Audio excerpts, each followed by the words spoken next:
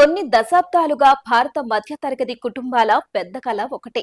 విదేశాల్లో ఉన్నత విద్య, అక్కడే మంచి జీతంతో ఉద్యోగం, ఆ తరువాత అక్కడే శాశ్వత నివాసం, పౌరసత్వం, సుఖమయ జీవితం. ఈ విదేశ యాత్ర, ఈ సెటిల్మెంట్ విజన్ చాలా కాలంగా మన వారి కలలో భాగమైపోయింది. కానీ ప్రపంచం ఇప్పుడు పూర్తిగా మరో దిశలో మలుపు తిరుగుతోంది. అమెరికా నుంచి ఆస్ట్రేలియా వరకు పాశ్చాత్య దేశాలు ఒకదానినొకటి పోటీగా వలసకు అడ్డుకట్ట వేస్తున్నాయి. వీసా ఫీజులు పెంచుతున్నాయి, కఠిన వేతన నిబంధనలు పెరుగుతున్నాయి, విద్యార్థి వీసాల కోటాలను తగ్గిస్తున్నాయి, విదేశీయులు అక్కడే స్థిరపడకుండా అడ్డుకుంటున్నాయి. ఇది యాదృచ్ఛికం కాదు, ఇది ఒక గ్లోబల్ మార్పు, ఒక పెద్ద permanent immigration policy collapse. America dacoits పాటు భారత విద్యార్థులకు, భారత ఐటీ నిపుణులకు అతిపెద్ద లక్ష్యం. కానీ ఇప్పుడు H1B వీసా ఫీజును $1,00,000 పెంచేసింది.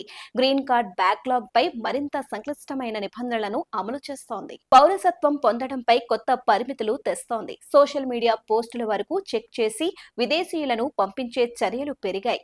అంటే యుఎస్ స్పష్టంగా చెబుతోంది, సామాన్య నైపుణ్యం కాదు, అత్యున్నత ప్రతిభ మాత్రమే కావాలి. బ్రిటన్ పని వీసా కోసం కనీసం సంవత్సరానికి 41,700 పౌండ్లు సంపాదించాలి. అది సాధారణ గ్రాడ్యుయేట్ ఉద్యోగం సంపాదించే మొత్తం కాదు. పట్టభద్రుల తరువాత ఉన్నత విద్యావంతులు, నైపుణ్యం పరంగా అత్యంత ఉన్నత స్థాయి ఉన్నవారికి మాత్రమే అర్హత. అంటే యూకే కూడా మాస్ ఇమిగ్రేషన్ కు తలుపులు మూసేసింది. స్వీడన్ ఒకప్పుడు చదివిన తరువాత మధ్యతరగతి ఉద్యోగాలతో అక్కడే స్థిరపడే ఫారిజన్ యూత్ కి పెద్ద సులువైన దేశం. కానీ ఇప్పుడు నెలకు కనీసం 29,680 SEK సంపాదించాలని కఠిన నిబంధన. ఇది మధ్యస్థాయి ఉద్యోగులు చేసే విదేశీయులకు సాధ్యం కాకుండా పోతోంది. కెనడా ఈ ఏడాది వలస అనుమతులను 10 నుంచి 16% తగ్గించింది. ఆస్ట్రేలియా కూడా విద్యార్థి వీసాలను 30% తగ్గించింది. కాలేజీల్లో విదేశీయుల ఫీజులను భారీగా పెంచింది. వీసా అనుమతుల్లో ఎన్నడూ లేని స్థాయిలో కఠినతరం చేసింది. ఈ మార్పులకు అసలైన కారణం ఏంటి? ఇది కేవలం వలస వ్యతిరేక భావోద్వేగం కాదు. ఇది డెవలప్డ్ నేషన్ సర్వైవల్ స్ట్రాటజీ. పెరిగిన ద్రవ్యోల్బణం ఈ దేశాల్లో ప్రజల్లో జీవన వ్యయంపై తీవ్ర ఆవేదన. ఈ కోపాన్ని అదుపులో పెట్టడానికి ప్రభుత్వాలు బ్లేమ్ ని ఫారిజన్ లేబర్ పై పెడుతున్నాయి. AI, రోబోటిక్స్ అనే ఉద్యోగాలను తగ్గిస్తున్నాయి. వచ్చే 5 సంవత్సరాల్లో 1,00,000 మంది మిడిల్ స్కిల్స్ ఉద్యోగాలు పోవచ్చు. అందుకే డెవలప్డ్ నేషన్ బోర్డ్స్ ముందుగానే కఠినం చేస్తున్నాయి. రాజకీయ ధ్రువపత్రం ఫోర్ రైట్ ఎదుగుతోంది. పాపులిస్ట్ ప్రభుత్వాలు గెలవాలంటే ఇమిగ్రేషన్ పై ఆంక్షలు పెంచడం వారికి పొలిటికల్ వెపన్. ఇప్పటి వరకు ఒక పెద్ద కల్చరల్ అజంప్షన్ ఉంది. విదేశాల్లో చదువు, అక్కడే ఉద్యోగం, చివరికి అక్కడే సెటిల్.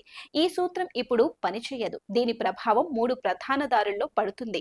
భారత కుటుంబాలు విదేశీ చదువు కోసం కోట్ల రూపాయలు పెట్టుబడిని మళ్లీ సమీక్షించడం మొదలవుతుంది. భారతదేశంలోనే ఉన్నత విద్య ప్లస్ పరిశోధనపై భారీ డిమాండ్ పెరుగుతుంది. రిజర్వ్ బ్రెయిన్ డ్రెయిన్ ప్రారంభమవుతుంది. అంటే అత్యుత్తమ ప్రతిభ తిరిగి భారతదేశంలోనే నిలవడం. సాంకేతికత, పరిశ్రమ, రక్షణ తయారీ, అంతరిక్ష పరిశోధన, ఫిన్టెక్ ఇవన్నీ భారతదేశంలోనే పెద్ద స్థాయిలో పుంజుకునే అవకాశం. చైనా 1998-2010 మధ్య ఇమిగ్రేషన్ వాల్ మూవ్మెంట్ ను ఉపయోగించి మ్యానుఫ్యాక్చరింగ్ మహాశక్తిగా ఎదిగింది.